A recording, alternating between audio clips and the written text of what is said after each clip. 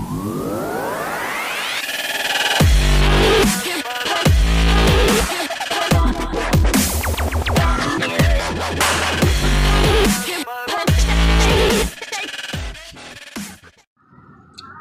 and hello, this is Damien from FixWinPC, and this morning just doing an impromptu recording.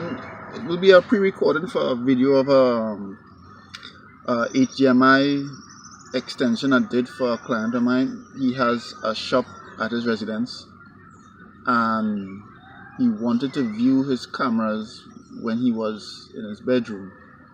So the system is set up at the shop, but he wants to also see it when the shop is closed at night. You know, he wants to view the cameras, hear something outside, he can just get up and look at the monitor. So I said, all right, we'll you know, there's many ways to do something, but you know, what will work best in the environment. So his roof was hollowed out, as you would see in the video. They could walk around in there, but the movement is limited, and from the little that you will see, it is quite hot in there. So I tried to do it early in the morning, but the heat just came. But you know, got the job done anyway. And it's an interesting thing because there's a lot of people who install, especially in homes and some businesses too, they install a camera system and they want to view it in multiple places. Now, some systems have one output, 2 or 3 outputs. The outputs that you usually have is a VGA output, HDMI output, and some have a BNC output, where you can run a BNC cable. You can take a coax, run it, attach it to a BNC, and you know, and it'll give you an output. Now, each output will give you a different quality. The BNC output will give you probably the least best quality, or just probably match the quality of the cameras. It depends on your monitor and all that. So you have a BNC output, which probably might go the longest distance. Then you have a VGA output that will give you, you know, VGA quality. And then you have the HDMI output, which will give you the high definition quality. So what I recommend is checking your equipment and see how many outputs you have to begin with, to see if you need any additional equipment to meet the needs of the client. Right, so if you have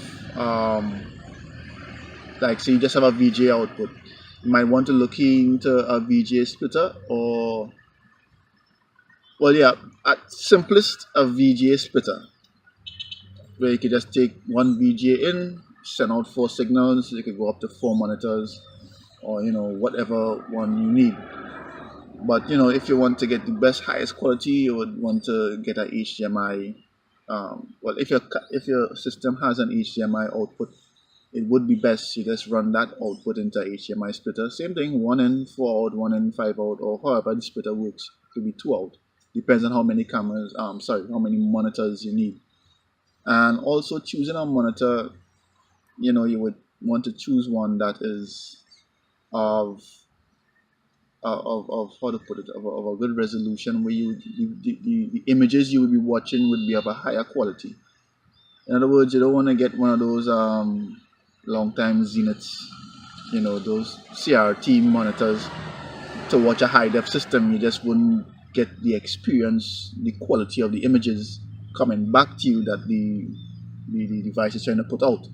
So you want to get a good high def monitor, one that preferably run, that could handle, you know, 1080p, 2K, 4K, you know, so at least you'll have the highest quality. The TV could handle the output. You know, you wouldn't get a resolution mismatch. So yeah, so at this current place, we had to do the extension. So coming up next would be the video of me actually in the roof and showing you like just a basic overview of where we had to go and how it ended. Basically, I didn't get to actually record the putting together of the HDMI extender, but it's pretty straightforward. You know, there's one cable that goes from the HDMI to the TV, and there's another cable that it's over Cat 6. So you just run a Cat6 cable, you terminate the ends, and you plug in one end here, you plug in another end there. There's a transmit side and there's a receive side, and each side needs power. And you can also add, the one I use had an IR extender. So in other words, from the transmit side, you could have, the signal coming. Well, on the transmit side, you would put the receive signal on the IR. So in other words, where you are on the other side, if you're using a remote or a wireless mouse, you'll be able to see on your monitor, because you'll be able to control from where you are to the actual device. I'll try to put up some images, but yeah, we'll see what happens with that. So on to the video. Right, so up in the roof inside the client house, and you have to run an extension from over there to over here for the HDMI extender. So the trick is to get all the way over there without falling to the roof. Let you know that in. Yeah, so going up through a little hole in the roof, gonna come down, go across, come down here, attach to that cable, and then we're gonna attach to this TV via HDMI connector.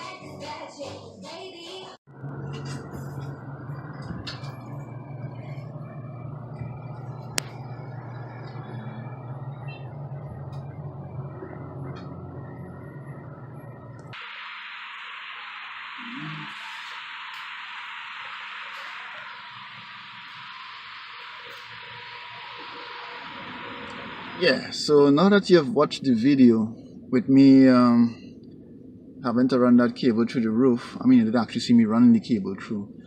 I want to give you like an after story of what happened. So after we did that HDMI extension, there also was 2 other cameras that were, having a lot of interference and generally not out of focus, but they look terribly after hours. So after some troubleshooting, we realized there was power issues. So what we ended up doing was running fresh cables for both cameras. It solved the power issue. It did not fix the visibility as much as the client would have liked. And at the end of the day, after all that heat in the roof and after all that trouble, he just decided, yeah, I'll just upgrade the system. Yeah. So that's just the way the work goes. And I'm not complaining. I'm just like, wow, that would have been good to know before I, went into that sauna like 10 times trying to get cables back and forth. Yeah, it's not easy. The life of how to put it? The life of a installer is it's never dull. It's never dull. Might think, yeah, just pull a cable from here to there and everything's cool. But yeah, here to there could be here to there. Yeah, so that little 10-foot distance, trust me, I've had this experience. Get a cable from this point A on the wall to this point B on the other side of the room. And you're like, oh, that's nothing. You just go up to the roof and then come back down. You get up in the roof, you realize there's an actual wall here you cannot go through. So you have to go down, around, back down, up over something, come back down, come back this way, come back down, then come back. Then, yeah. I've had what looked like a 10-minute job take an hour and a half. Installers will know what I'm talking about. These things happen. So never underestimate a job. Moral of the story. So anyway, this has been Damien from FixWinPC, and thank you for joining me today. Have a blessed one.